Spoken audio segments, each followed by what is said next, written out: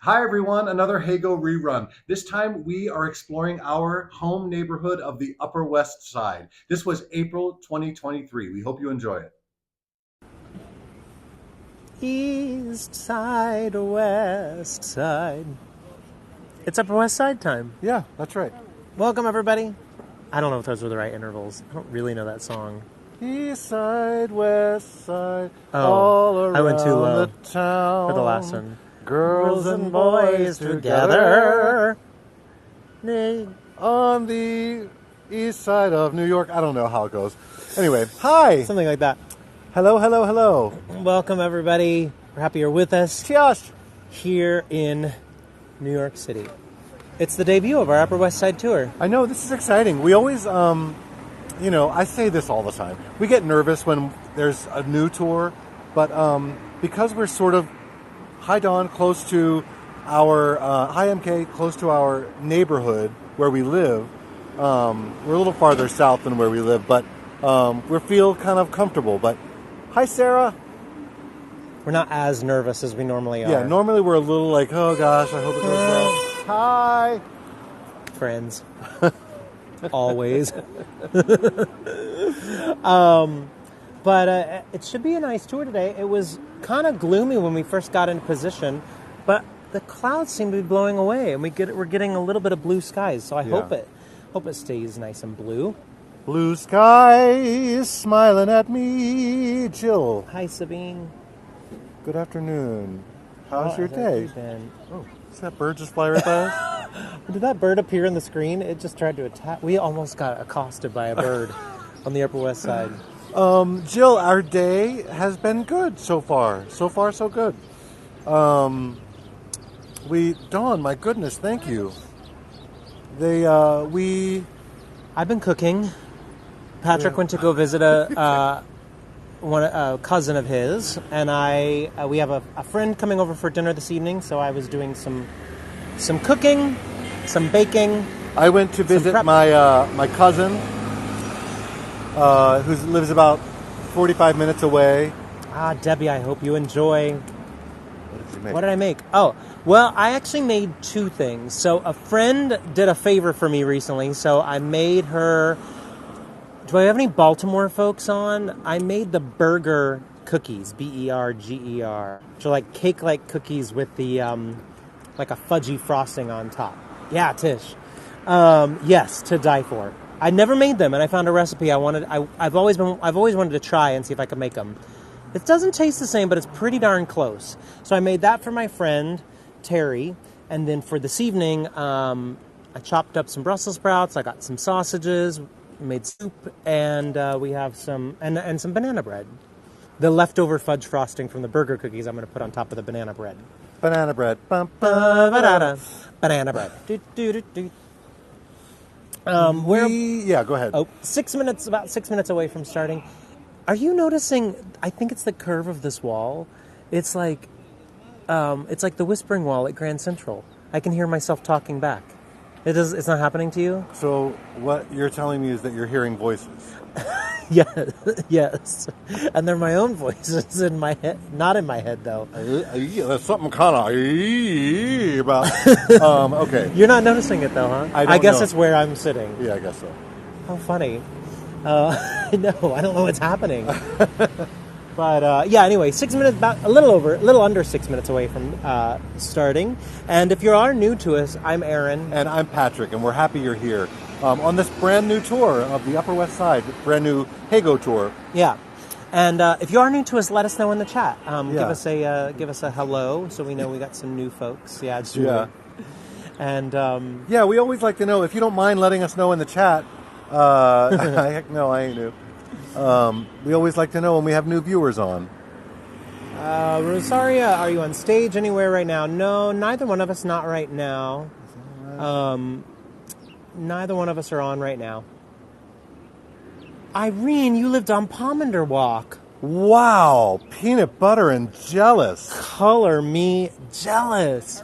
Was your apartment teeny tiny, Irene? We've heard they're really small.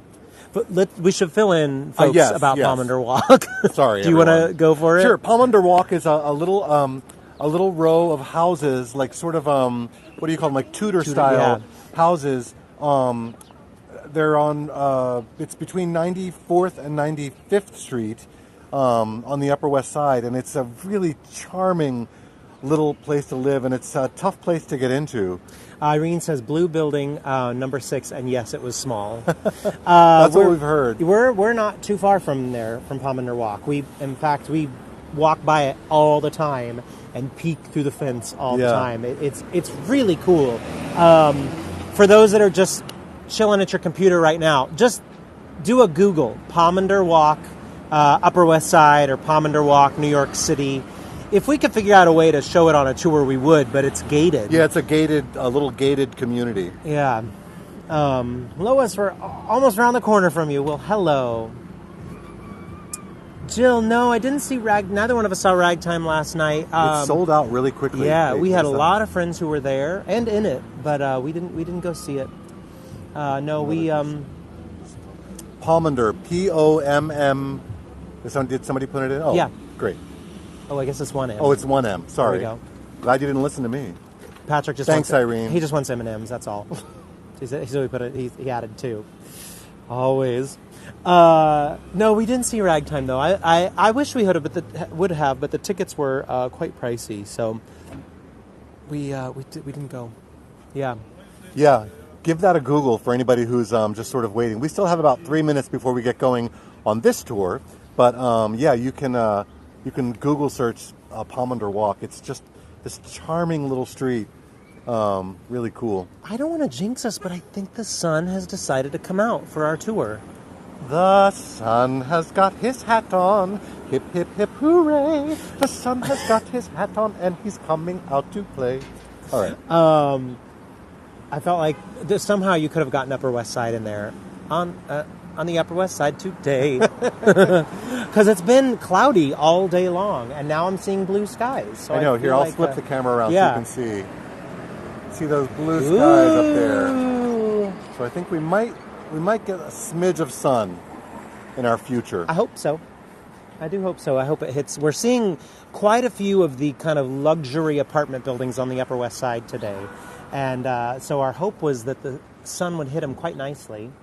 Although even if the sun doesn't, they are still very impressive. Hi, Gail. And we're going to pick which one we think we should live in today. We're Wow. gonna, yeah. You heard it, folks. You heard it. Oh my God. Hi, Brian. How are you? Hi. We're doing It's one of on our us. live It's not stream tours. Hi. How are you? Love you guys. You're not on. It's on us. Okay, good. Well, we love you. Hello, whatever you're doing. I'll text you. I'm stuck here. Okay. Are you well? We just ran into a friend. You know the crazy thing about New York? Look, Broadway's Brian Shepard. Right here. Brian Shepard, who's done, I don't know, how many Broadway shows have you done, Brian? Well, Patrick, it's 8. 8 Broadway shows. Was the last one My Fair Lady? It was. You were so good in that. I Would saw you you like me do to it. sing something? Wouldn't it be Wait, lovely? I saw you on. You sang in the quartet. You did. You sounded so great. How about you? It was great. I think I still told have you some after. notes on your performance, but I'll give Good. them to you later. I will take them. I will take them. Yay! You're still stuck. Are you well? Are you living near here? I'm on 86th. Ah, it's so close. We moved the 2 weeks before the pandemic began. And that's how we got to know. Who am I telling this to? We're doing tours for this company called Heygo.com. They're like virtual tours around New York City. Oh, fantastic. Yeah. And today is Upper West Side. And you're going to cut all of this out. Oh this no, is it's live right live now. stream only. Yeah. Well, fantastic. You have your walk. I don't want you to get. Come to Broadway. I have 24 seconds. We're going around again. So good to see you guys. Bye, Bye, Brian. I'll text you later. Oh my gosh. We didn't even think about that. Like, of course we're going to see people we know here on the Upper West Side. Yeah, but I missed that. I think it said, "Are we in our hood?" Yeah, we are, and we're about 10 blocks south of our. I mean, we live in the Upper West Side. We're 10 blocks south of where we live. The Upper West Side is a large area, which we're going to tell you about right now because It's go time. So welcome everybody. That was our dear friend Brian, who has been in a few Broadway shows with both of us. Yeah. Total. Yeah. And he happens to live a few blocks away, and we just bumped into him. But if you're new to us, I'm Aaron. And I'm Patrick. And we're happy you're with us today. Glenn. It's 4:15 p.m. here in New York City, 4:15. And it is 11 degrees Celsius. It is 52 degrees Fahrenheit. The clouds rolled in all day long and sat, and this afternoon, they seem to be blowing away a little bit. So I think we're going to get wisps of blue skies here and there as we make our way through the tour. That's It right. is a live tour, clearly, since we just ran into our friend Brian. And Hi, Elaine. maybe we'll run into some other folks. We're actually right by Zoe's apartment, too, I realize. Lorraine. We're a block away from it. So you never know who we might run into. Also, feel free to ask any questions along the way. And we'll do our best to answer them. We do have to deal with some traffic today on the tour as we cross back and forth on the street, but shouldn't be too bad dealing with questions. No, I don't think so. And the cool thing is you can take pictures. Anytime you see something that you like, you can snap a picture of it by hitting that picture button. We did Fraser, we did Lincoln Center, like on a special tour. We're sort of like considering putting that together as its own tour soon. So keep an eye out for that. But yes, pictures. Hit that picture button anytime you see something that you like, and that picture will be saved in your Heygo profile. You can share those with your family and your friends and let everyone know where you've been traveling to. Finally, if you're having any technical issues, please let the Heygo team know. We'll keep an eye on the signal on our end. It should be good. We've tested this tour now, I think, 3 times, and we've not had a single issue. Nancy, your father lived in the Belnord. You know, originally when we were going to start this tour at the Belnord, and it was just going to be too much distance for us to travel. So the Belnord got cut. But for those of you that don't know what the Belnord is, if you watch Only Murders in the Building, that's the building where that television program takes place. I think that's all I have to say. We should get going. Let's get going. Yeah. Welcome to the Upper West Side, everybody. Happy you're with us today. We are currently starting around Broadway and 81st Street. And the sun really just popped out right at the top of our tour. Thank you, sun. The first building we want to show you right here, it looks like, it is a Staples and a Starbucks right here, but take a look at the facade of it. This originally was Keith's 81st Street Theater, opened June 1st of 1916. It was designed by Thomas Lamb, and it was a vaudeville house. It was part of the Keith Orpheum circuit. James Cagney made his acting debut here, actually, and it became a movie theater over time. Closed in late December of 1953. Richard Burton in the Robe was the last movie that was here. And then CBS Television Studio was here for a bit. Sesame Street even filmed here for a bit. 1986, it finally shut down, and they kept the facade and put an apartment building in there as well. Yeah, that apartment building in the back is attached to this building. I'm assuming that was Fly Space back there. And we're going to put a picture in, I think, there we go, boom, of what it looked like back in the day, June 1st, that wouldn't have been 1916 when it happened, or what that picture would have been a little bit later. Sorry, I have to tie my shoe. For anybody that knows the Upper West Side, that red building right there was where Leitner's Linens used to be. They just closed recently. They've been around for a long time. And we missed their closing out sale. But anyway, if you know the Upper West Side, Leitner's is now closed. Bye, Leitners. Bye. You're too late, nerd. Now, the Upper West Side is bounded by Central Park on the east, the Hudson River on the west, 59th Street to the south, and 110th Street to the north. So it's quite large, although some folks would kind of break it down into various sub-neighborhoods, basically. It is primarily a residential area, although there's some commercial parts to it as well. And it is kind of a quieter part of town. I'm going to put a map in the chat of... I can't push the button. Here we go. Look for the green check mark in the map that I put in. You might have to click on the picture to make it bigger, but that gives you an idea of where we're at overall in Manhattan. On our right is Zabar's, a neighborhood institution, kind of a specialty grocery store. First opened in 1934 as a kind of a modest grocer and coffee shop. 80 years later, it spans the entire block almost. Massive grocery store filled with deli meat and smoked fish and bagels and other New York classics. It's been featured in the movies You've Got Mail and Manhattan. This is a terrific place to grab an authentic bagel with some smoked fish.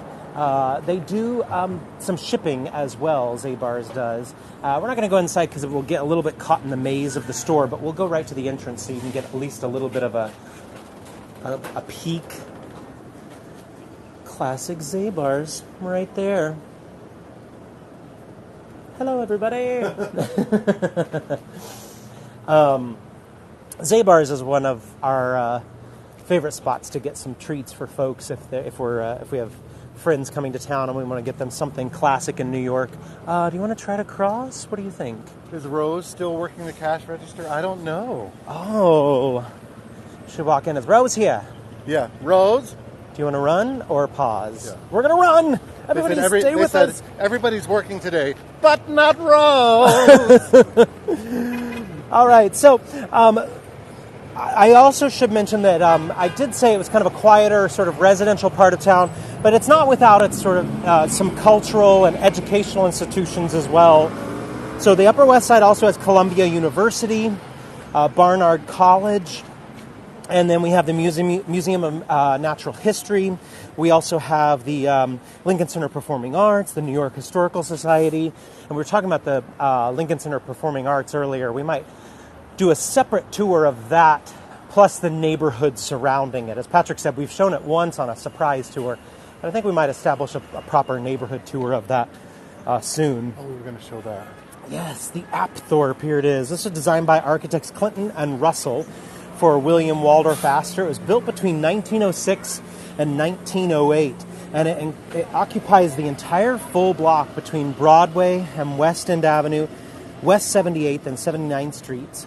And it's built around a large interior courtyard. It was designated a New York City landmark in 1969, added to the National Register of Historic Places in 1978. Named for Charles Ward Apthorp, who owned Apthorp Farm, which was encompassed about 300 acres, or about 1.2 square. Actually, no, my math is off. I don't know what my math is on that. So I'll just give you the acres, 300 acres. But in this part of Manhattan in the 18th century. Notable residents there, Nora Ephron, George Balanchine, Al Pacino, Conan O'Brien, Jennifer Hudson, Cyndi Lauper, Bob Balaban, Rosie O'Donnell, Lena Horne. A one-bedroom, one-bath just sold there for just a little over $1 million, by the way. Now, we'll see another shot of that again, but we're going to turn left here on 79th and show off a couple of features over here. The first one, you're going to see this neon sign coming into view, which is the Dublin House right here. They claim to serve the freshest Guinness on tap. It opened during the Prohibition era of the 20s and officially started operating as a pub in 1933. And it was really quite successful because if you were to take 79th Street directly behind us over to the Hudson River, we'd be at what was the boat basin. And so sailors would come in there, and this would be one of the first stops they would see, is the classic Dublin House bar right there. And then if we just pivot over, y'all didn't know we were going to see a famous work of art right here. But we have a piece by Banksy right here known as Hammer Boy. So if you don't know Banksy, he's an English-based street artist, political activist, film director whose real name and identity remain unconfirmed. But this depicts a child playing that kind of high striker or strongman game that you often see at carnivals. And you can see it is preserved. They do have plexiglass over it. Yeah, covering it. Yeah. To sort of keep it preserved. Pretty cool. Yeah. And there has been attempts to deface it before, but onlookers have stopped that. And so that's why we've seen it saved at this point. Aha, you believe he's a local boy in Bristol. I feel like they have figured out who he is, what his name is. It's like Gunningham or something like that. I can't remember now. Here's another shot of the... Oh, actually, no. Yeah. The church. Just kidding. So here's the First Baptist Church. This was built in 1894. It's by George Keister, who also did the Apollo in Harlem. Italian Romanesque revival. They first built their congregation downtown, and they ultimately settled up here in the late 1800s as this area started to become a little bit more settled. There was already talk of the IRT, the subway system that was coming up to this area, and so it was made sense that they could establish themselves here knowing that the subway was going to be up in this area. Now you can see the church sits at a 45-degree angle against the street grid to allow for a little bit more worship space, that kind of semicircular worship space that's inside. And there's a little bit of biblical symbolism as well. It looks like the towers are not completed, but really it's that the taller of the two unequal towers represents Jesus Christ as the head of the church, and the lower one, that kind of incomplete tower, represents the church, which remains unfulfilled until Christ returns again. So it is on purpose, even though it does sort of look like they're not entirely done. Leslie, this is the First Baptist Church. I might not have said that, actually. No, I think you did. Oh. And as we continue south, you get another shot of the Apthorp. Really incredible, this building. Now, I want to chat about the development of the Upper West Side, too. So we're seeing the Apthorp, this magnificent building. We're going to see a few more of these incredible, actually at least 3 more of these incredible luxury apartment buildings. Others that are up here are the Dakota, the San Remo, which we might catch a glimpse of, the Ansonia, which we will see, the Bellisford, the Belnord that we talked about earlier. We did do a little search of the apartments here at the Apthorp. Just zooming in a little bit so you can see just a tiny bit of the courtyard in there. The beautiful sign and entryway.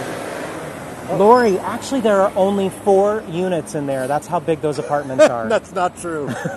Honestly, I don't know how many units are in there. I don't either, but we did look up some of the prices, and they varied from 1 million up to 11 million, the apartments in that building, which is kind of crazy.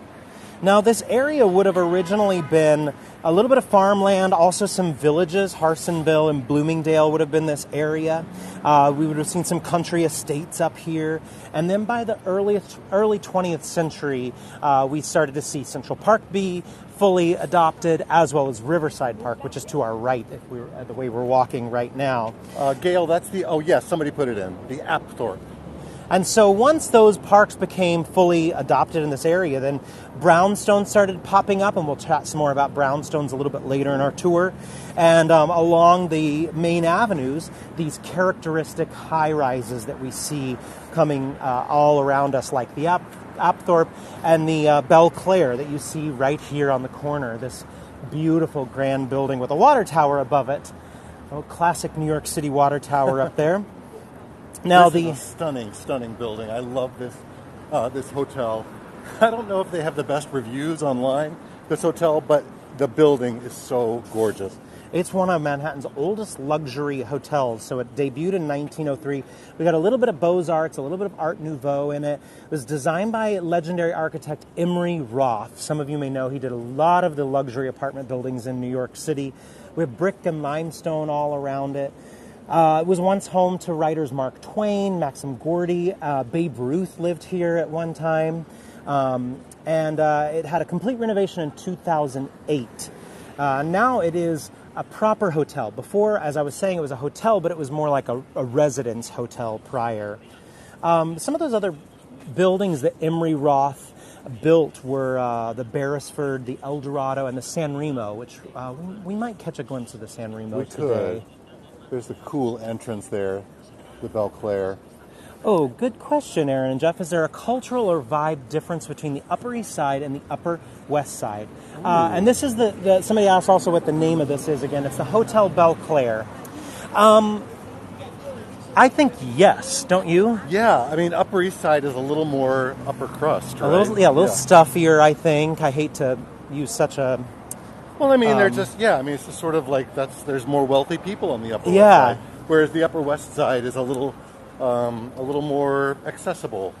Yeah, I think it's a little more chill. The Upper East Side, I think, it probably has a few more museums than the Upper West Side does, because the Met is over there, the Guggenheim, and the Museum of New York, and a few others are over there as well. Yeah, I think it feels a little more chill on the Upper West Side. Yeah, I think so. Yeah, agreed, Lois. A little more creative, a little more artistic on the Upper West Side, definitely. So we saw these luxury buildings start to pop up as the parks were established, and then also the subway started to get established in the early 1900s. And once that started to get established in this area, well, then it became much more accessible for folks to live here. And so that's when we started to see all these buildings pop up. I just want to point out, this is a newer building, but they sort of, they kind of built it to sort of fit the style of, the old Upper West Side architecture, which I love. I love it when new buildings go up and they're not just all glass. The Laureate is this building. We are walking south, somebody asked, and somebody else asked if the Cloisters is on the Upper West Side. No, technically it is, what would that be, Inwood. The Cloisters. Oh, yeah. Yeah, technically the Cloisters is Inwood, which is all the way up to the tip top of Manhattan, basically. So much further north than where we're at right now.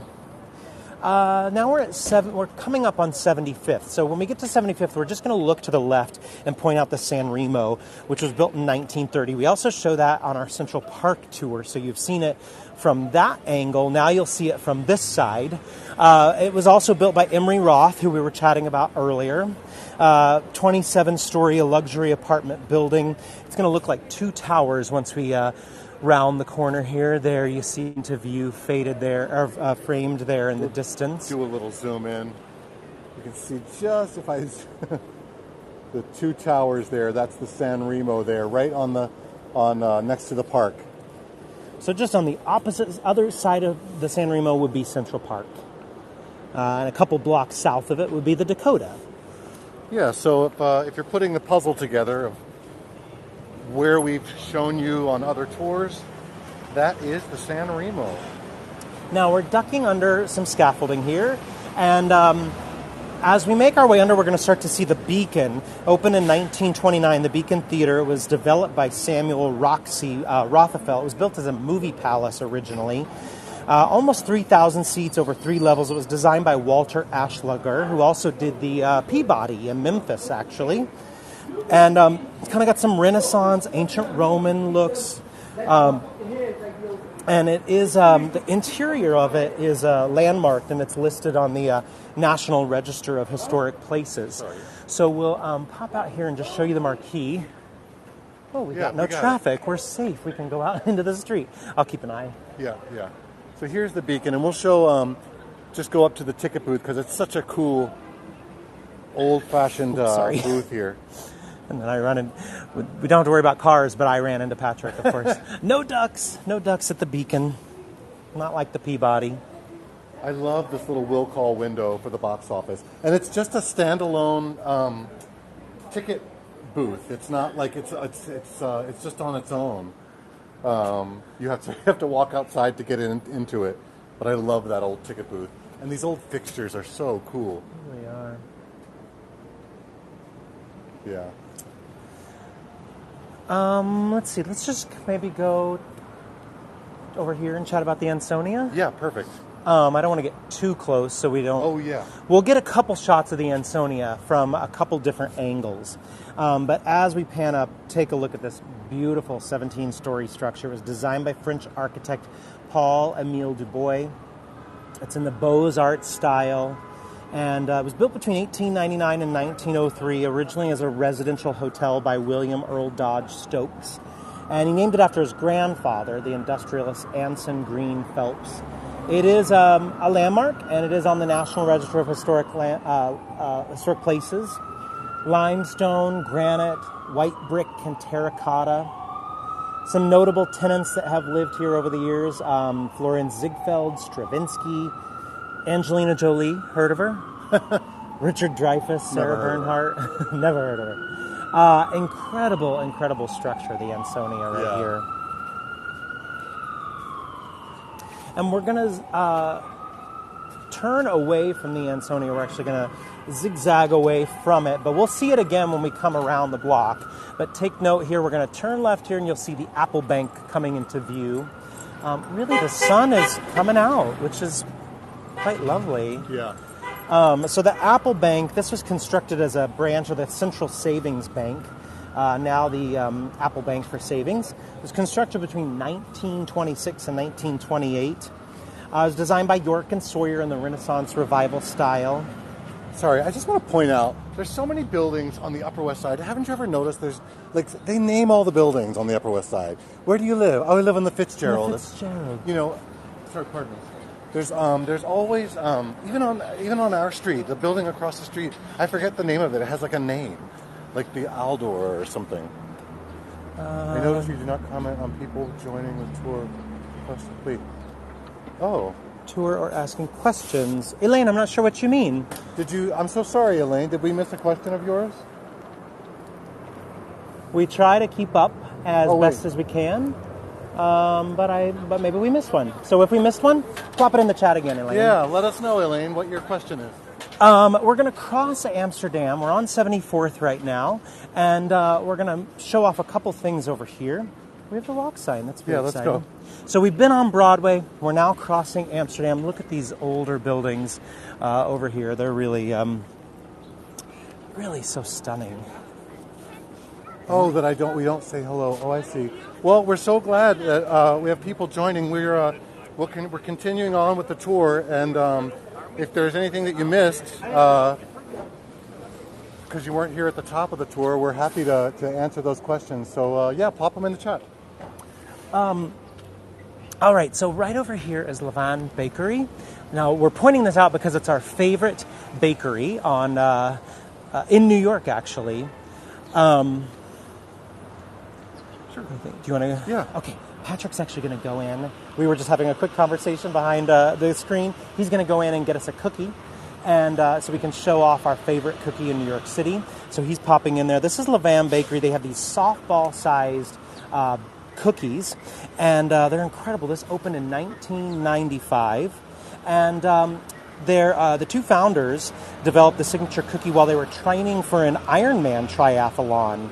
And they discovered they needed a large number of calories to offset the rigors of training. And so they developed these cookies.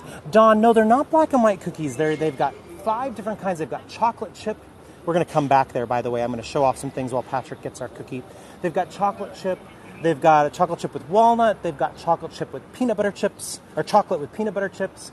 And they have oatmeal raisin. And they only make 5 different flavors. They started doing a limited edition one. Now, while Patrick gets our cookie, I thought I would walk down just a typical side street to show off a good classic Upper West Side street. And you'll see some brownstones up here on the right coming into view. We'll make our way up there. I'm seeing all these comments, by the way.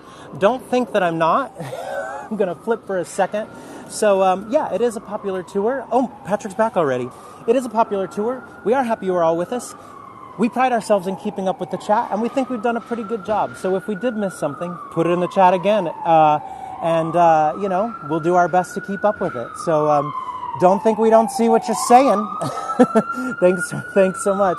We're going to continue on now. So I want to point out these brownstones that are up here.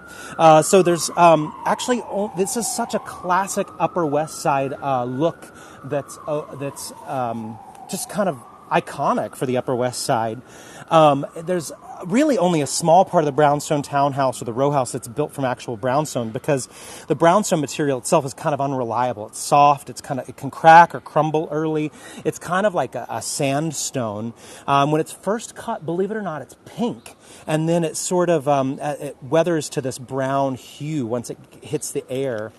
These facades do have to be restored over the years. But they really are quite stunning. These kind of have more of a red hue over here. The majority of the New York City brownstone, by the way, comes from the same place, the Portland Brownstone Quarry, formerly located in Portland, Connecticut. Good question, Colleen. It's going to vary on brownstones. There are some very wealthy folks in New York City who might have an entire brownstone to themselves. And then some of the brownstones might be 1 apartment per floor, and some might be 2 or 3 per floor as well. We'll show the cookie in a minute, Joe. Yeah. And somebody asked, yes, we do work on Broadway as well as doing our Heygo tours. We work in theater, I should say. We've been on Broadway and national tours as well. So we're going to head back to Amsterdam. We're going to turn left, and Oh, yeah, of course. And you know what? I'm going to chat a little bit more about brownstones as well when we hit 72nd Street. We're going to see a few more, and so I'll chat a bit more about those as well. Yeah. Let's see. Missed that. By the way, don't anybody... Oh, yeah, there we go. So you're going to see the side of the Apple Bank building as we turn here on Amsterdam, the building that we were just showing off. Selena, you can find our contact information and on our channel page. And Helen, the thing about New York, there is always going to be scaffolding everywhere. New York is ever changing. It's ever in construction, but so it's always going to be up. So here's the side of the Apple Bank as well. It's this beautiful building. If you come to the Upper West Side, we encourage going inside and taking, just walking through it. You can certainly enter. You're not allowed to photograph inside or film. I'm putting a picture in the chat right now of the inside of this bank. It is really, really a cool building inside. And another thing we want to show off while we're over here is the William Greenberg Bakery. Now, William Greenberg originally opened in 1946 on the east side. Exactly, wouldn't be a tour without scaffolding. Originally opened up on the east side in 1946. He had just returned from World War II. And he had used his earnings from poker games to open the bakery. Can we actually maybe just look in the window? Yeah. So we're just going to peek into the window a little bit, and you'll see the classic New York City black and white.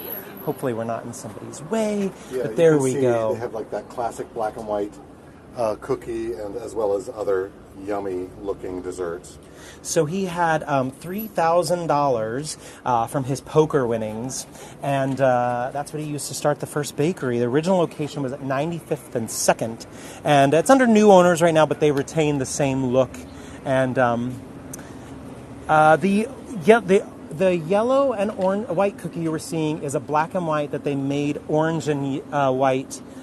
Probably because of the colors of William Greenberg. Paul, that's William Greenberg Desserts, is what that is. And some folks have keep asking about our cookie that Patrick got. Oh yeah, we got the chocolate with peanut butter, which we're going to show you. At the end, we'll enjoy our cookie at the end, and we'll pull it out when we're sitting. So we don't want to be rude and like eat a cookie while we're walking along. So we're crossing back Amsterdam now. Again, we're at 73rd Street, and we're right at the south part of the Apple Bank again. And the Ansonia is a little bit ahead. I'm going to give one more fun story about the Ansonia once we cross the street, but I want to give a good shot of it again as we're over there. Ooh, it's busy. It's like after work time. Folks are all headed home. I feel like there's a side door over to the bank right here. Let's check it out. Yeah. Do you think you're not supposed to take photographs in the bank? But I wonder if I could just sort of like slip in and just show the inside. I won't tell if you won't tell. Let's see if we can. Take the microphone off. Yeah, I'll take the microphone out. Chris is asking if we're near where Sex and the City was filmed. It was filmed all over the city, actually. Okay, microphone's out. Oh, the gate's closed. Oh, the gate's closed. Bummer. Oh, okay. Yeah. All right. They were a little early today. They must have, yeah, I guess so. But even their gate is cool. Gorgeous gate, though. This bank, if you're ever on the Upper West Side, and hell of a gate, I know. And you want to just walk inside this bank if it's business hours, because it is a stunning room. Somebody asked if this was the old Chase Bank. I've only known it as the Apple Bank. What about I've you? only known it as that, but yeah. I don't know. Maybe it was at some point. So we're going to cross over once we get a good moment. I think we can go. Yeah, we got it. Let's do it. And then we're going to pivot around and show you the Ansonia from a different angle. And kind of have a fun story, one more fun story about it.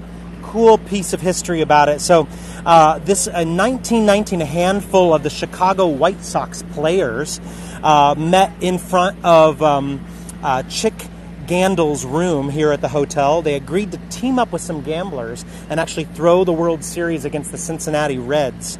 So that fix, since it was since dubbed the Black Sox Scandal, and it's been in a lot of literature, films, including The Great Gatsby, Field of Dreams. So that happened here at the Ansonia. Yeah, the Black Sox, exactly. Someone asked for a long shot here. Let me just go back around. Here's to the Apple Bank. They should have apples at the door when you walk in. Of course they should. You go in to make your deposit, and you get a nice fresh apple at the same time.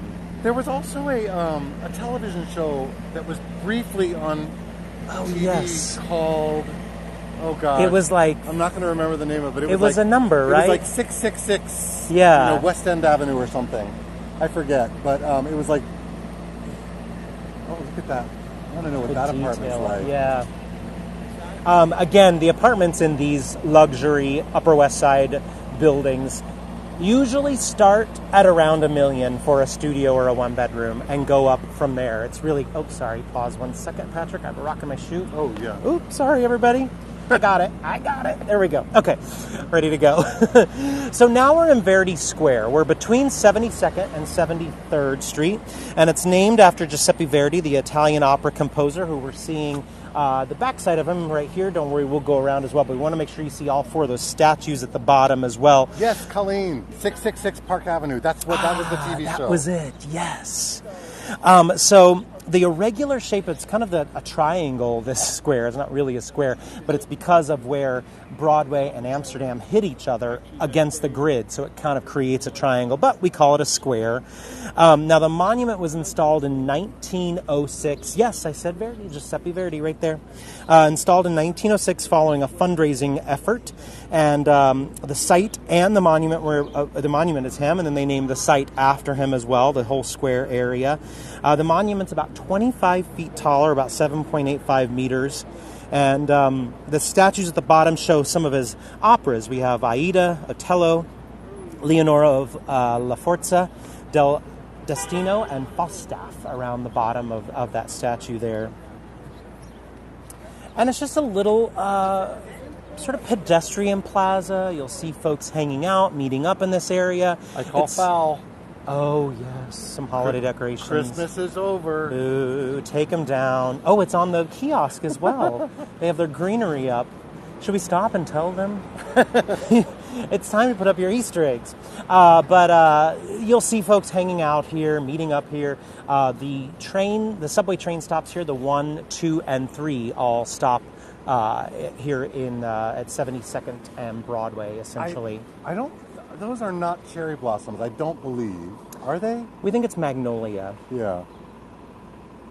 We did look it up. We're pretty sure that's a magnolia. Thanks, Yeah. Jill.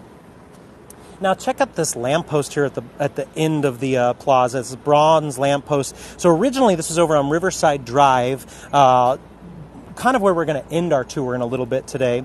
But this was part of the Fireman's Memorial. It was installed here in 2004, but the poles date back to 1913. And they just have exquisite detail that, as Patrick says, they just don't make them like this anymore. And I'm glad that they saved it. I'm glad that they kept it on. I'm not sure where the others are. I think this was one of 2, but I know this one has been salvaged. Look at the rams underneath the lights. Cool. I mean, it's really beautiful. Karen, what is this used for? The little plaza that we're in, this is where the subway entrance is, and there's benches all through here. Folks get coffee, hang out. It's just almost like a little park. Yeah, but it's like a little plaza to hang out in. A park without grass. Yeah, and there's that's a subway entrance right there, kind of a main subway entrance, 72nd Street. Yeah, with the Ansonia there in the distance. That is indeed a light pole, is what we were showing off there. Now, as we wait for the light to change, take notice. On the left side, we're going to see Gray's Papaya. A New York City bus is probably going to block us here in just a minute. But some of you may know of Gray's Papaya already. Hi, New York City bus. Oh, it felt like it was honking at us, actually, right then. But yeah, exactly. We do call this area the Broadway Malls as well. So we refer to that as well. In fact, we may even see a sign that says the Broadway Malls as we're walking along. But Gray's Papaya was founded in 1973, and it's famous for its inexpensive hot dogs. They once sold for 50 cents. I think now they're I think $275. Might be $295 at this point. But it's a classic spot. The papaya in the name, by the way, refers to the papaya fruit drink that's also sold in that establishment. So we're going to go 1 block south to 71st because we want to show off one more of these luxury apartment buildings. That's our favorite one, actually. Then we're going to backtrack to 72nd and make our way over to Riverside Park, where we'll end in just a little bit. But the next building we want to show is the Dorilton right here. I love this building. Built in from between 1900 and 1902. That's a long question. Remember the famous the Dairy restaurant. I don't know that one. Do you know that one, Patrick? I don't. So the Dorilton was built between 1900 and 1902. It's a 12-story luxury apartment building. It was designed by Janes and Leo, a New York-based architectural firm. It's in the Beaux-Arts style, limestone and brick exterior. That blue sky behind it is just gorgeous. I also think, don't you think the Dorilton sounds like an old-fashioned dance move?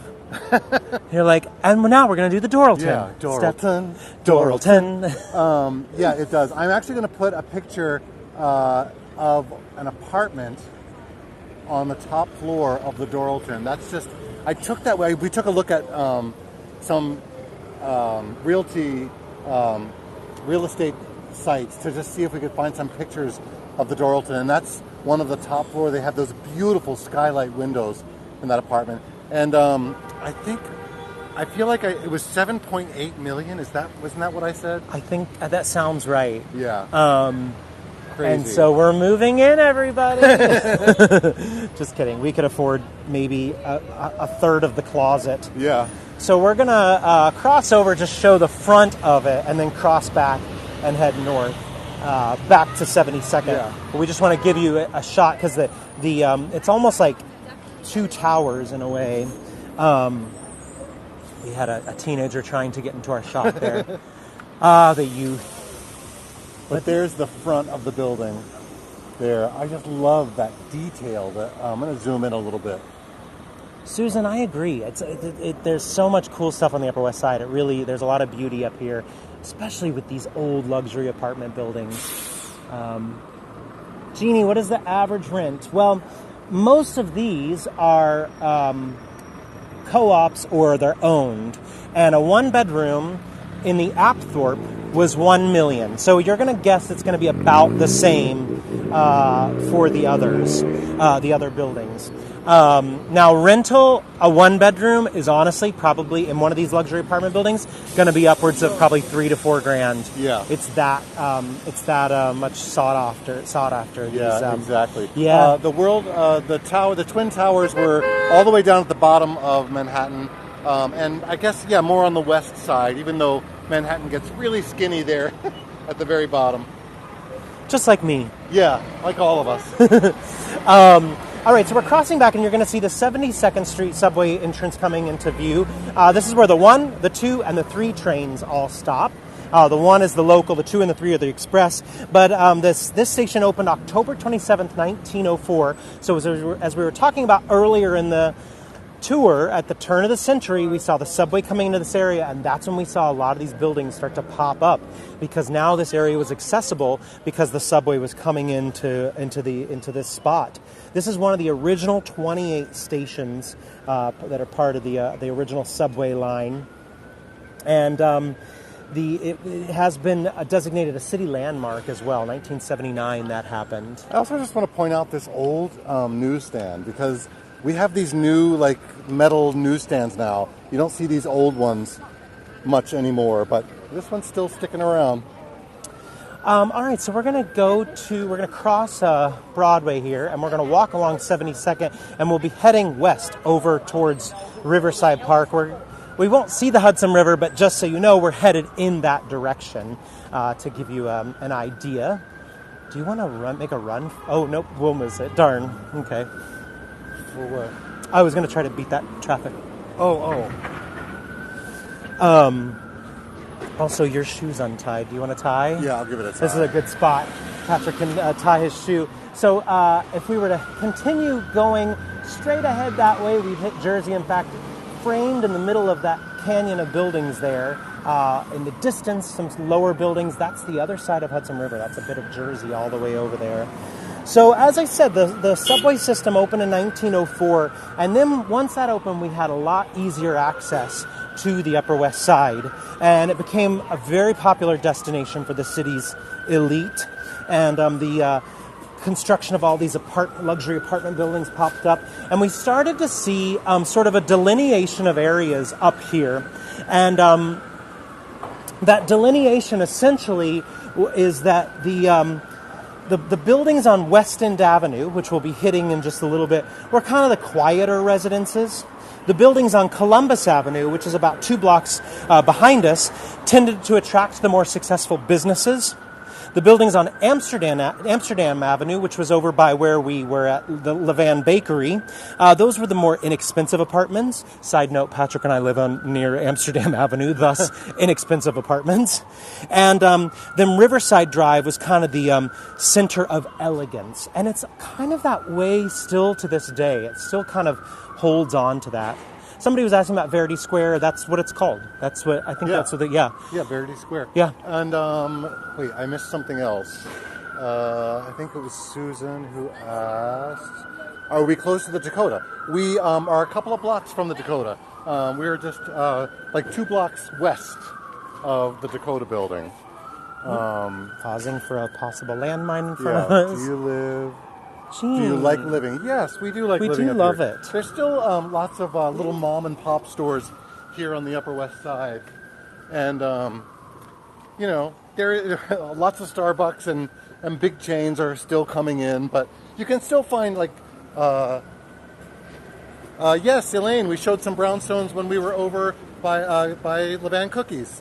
There's another one right across the street. And so it's a nice little segue. Thanks for asking about the brownstones again, because why are they so popular in this area? Well, it was kind of a happy marriage of sort of the ideals of romantic classicism and that the adoration of nature, that brownstone, and then also the Industrial Revolution was kind of ushering in this widespread streamlining of production, and a lot of buildings were being built and fast. Oh, I'm going to pause on that because I want to point out this restaurant right here, which is the Sugar Bar. And the Sugar Bar is, was owned by Ashford and Simpson. I think that Valerie Simpson still owns it, but it was established in 1996 by Ashford and Simpson, the songwriting duo, the Motown composers and producers. They did Ain't Nothing Like the Real Thing, Ain't No Mountain High Enough. Nicholas Ashford is no longer alive, but Valerie is, right? I think she still owns it. And they have live music here as well. We are close to Lincoln Center. We're about 66, 76. We're about 6 blocks north of Lincoln Center right now. And the inside's decorated with kind of African artifacts. It's got a fully different vibe than the rest of this neighborhood. And the idea was meant to sort of change the feel once you walk in from the Upper West Side. I just want to point out that they did change the facade of these buildings, but look at what they were originally. Look at these gorgeous old stone buildings. So I think these were 3 different homes originally, it looks like. But they did redo the front, the facades of them at the bottom. But I just love those. So going back to that brownstone discussion and why they're up here, well, as we started see the wealthy move to the Upper West Side, we saw them want to have something that looked, expensive, but didn't cost as much. And brownstone was a good alternative for that because it's a facade that's covered in that brownstone, which could have a beautiful look to it, but not cost as much. We're going to wait for the light to change, or we could go ahead and cross. Yeah. Cindy, we are close to Central Park. We do live close there. And are there zoning codes to alter facades? I guess there are. I mean, we don't really know much about the building codes. But I'm assuming that, especially if something is marked, then you can't really change it. So basically, for a little less money, you could have a 6-inch brownstone facade built over just sort of a brick building and have these beautiful buildings. Look at this one, beautiful one right here on the corner. This is by Gilbert Schellinger, and this was originally constructed as a single-family home. So as we were talking about earlier when somebody said how many apartments were on each floor, these buildings have varied over the years, but this one right here on the corner, originally a single-family home. Can you imagine that was your home here at 72nd and West End Avenue? And as I was saying, West End Avenue is kind of the more quieter block. So it's not as busy. And it still is that way. It's still a bit of a quieter walk. Yeah. Let's see. You want to stay outside? Yeah. We're going to stay outside of the scaffolding.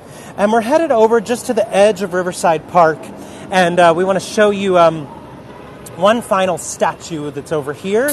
A significant figure in this area. And I'll start chatting about her as we make our way over there, and then you'll see her coming into view once we round the corner here. But it's none other than Eleanor Roosevelt. So there's a memorial for Eleanor Roosevelt up here. Of course, an American diplomat, activist, delegate to the United Nations. She was the wife of our 32nd President, Franklin Delano Roosevelt, and the longest-serving First Lady from 1933 to 1945.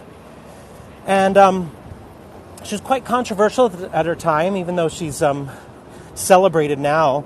She was very outspoken, held radical opinions.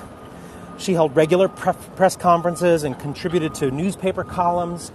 Here you can see her pondering on the edge of Riverside Park as we make our way across Riverside Drive right here. John, we have considered doing a second part to the Upper West Side. It is a large area, so there's no way we could cover it all. But yeah, we're considering doing a little bit farther north on the Upper West Side as well. And the Lincoln Center area, too. Yeah. So even after FDR's passing, she continued to maintain a very active political career. And this monument was dedicated to her in 1996. And it's the first monument in New York City that recognizes a U.S. First Lady. Not until 1996, which is kind of wild to think of. Any homes that are left from the Gilded Age are probably closer to like the Upper East Side. I want to zoom in and do a long shot. Yeah. And someone asked, I'm going to go back, because someone asked a question, but it passed us by. Like the parade, before the parade passed us by. Yeah, right. Do we do Harlem? Yes, we are talking about Harlem.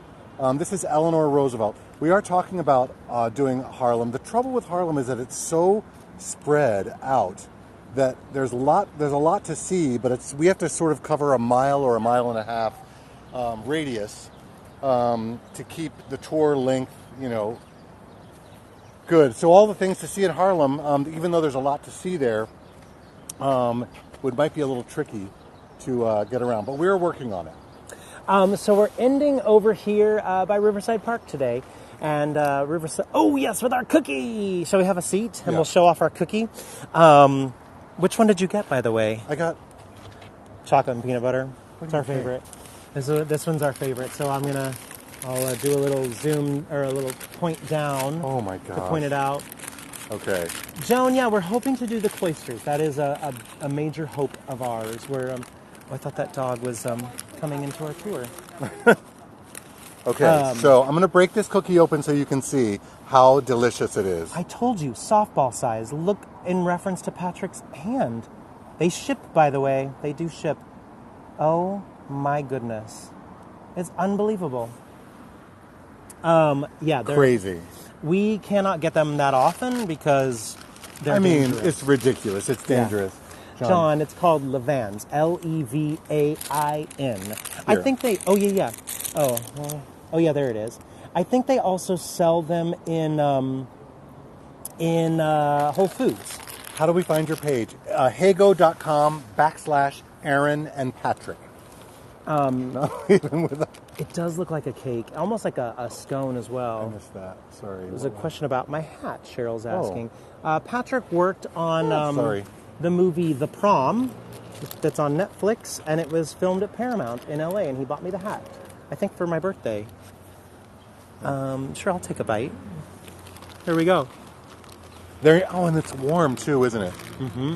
Oh my gosh. Still. Brian asked how much is the cookie. 5 fingers. Not a 5-finger discount, but $5. $5. So- I didn't want to talk with my mouth full. Yeah. I think we caught most of the questions. Is there still a bakery on the Upper West Side? Oh, City Bakery. Oh. No, I miss City Bakery so much. Soft. Yeah, they're soft. Yes, Lindsay, very soft. I miss City Bakery so much. They used to have that, the month of February, they Zero had, jump. They had a hot chocolate, I think a different hot chocolate every single day. I miss that. Yeah. Irene, you miss babka. Irene, I'm not sure where you're located, but you know, Trader Joe's across the country sometimes has a New York-style babka. And so you might want to look into that, because if there's a Trader Joe's by you, you might be able to get one. And it's not that expensive, and it's really, really good, that babka. Tomorrow, oh, good. Yeah, Irene.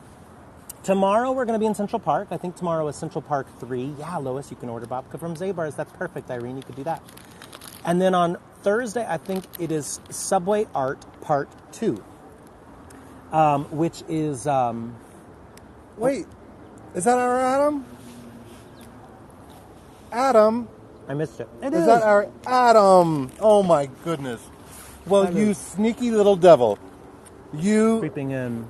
just snuck right into the middle of this tour, didn't you? We didn't even see you come in. So those are our 2 upcoming tours that we have, and this week. And then we have a lot more coming up. If you missed our Macy's Flower Show, we're going to be doing that again next week. Since the start. Well, y'all, check out Adam in Budapest. He's one of our Heygo guides who is really special. So He is check out really his special. tours. We're sorry we didn't see you at the top, Adam. But if you haven't already checked out Adam's tours in Budapest, just treat yourself, because he gives the most wonderful tours, and he's charming and informative and fun and funny and an all-around great guide. Susie followed us. Thanks so much. Yeah, that's a perfect way to see when we put up new tours. As we said earlier, I think we're going to be adding potentially 1 or 2 more different Upper West Side tours and a couple other neighborhoods coming up soon. We're going back to the Macy's Flower Show. We recently added the Easter Parade on 5th Avenue. Karen, that's where I used to live, is in Astoria. Yeah, we'd love to show off Astoria. And somebody else asked, there was another one. I'm going to scroll back. Sorry. Oh, thanks, Adam. Oh, I know. It was about sponsoring. We have considered it not the top of our list right now. And we Thanks, just Barbara. finished a show at City Center, but we're not performing in a show right now. Yeah, we just finished doing a show called Dear World. Sorry, I'm centering our camera. Anyway, that's what we've got coming up. Thank you all for joining us today on our Upper West Side walk. We're so thrilled you were with us today. And I don't think I have anything else, unless you do. I don't. And if there is anything that slipped by that we missed, please let us know. Thank you. How about a musical? Oh my gosh, that's so funny. Planning. Oh, sorry, I missed that. Planning to go to Atlantic City. Oh, we do. Atlantic City's fun. If we did miss something, please let us know now before we sign off, because we try to keep up, but sometimes maybe a Broadway backstage. We would love that, Karen. The tricky thing about going backstage at a Broadway theater, what kind of show do you do? We do musical theater. Is there's so many unions involved. You know, there's the ushers and the management and the crew and everybody. There's so many unions that it's get a little tricky to get a camera back there. Have y'all had much snow? No, Mary, we haven't had much snow this year. Thank you. Everybody, thank you so much for joining us today. We're so happy you all were with us on the Upper West Side.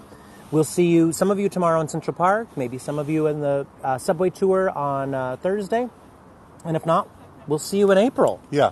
Let's leave. Oh, that's a cool building. Yeah. This is a classic Upper West Side building. We'll leave you with this lovely. We'll try to get the scaffolding out of the way. But oh gosh, if I had $1 million, Like the Bare Naked Ladies. David, we were just in a show called Dear World. Look at that gorgeous upside architecture. All right, take care, everyone. We'll see you soon.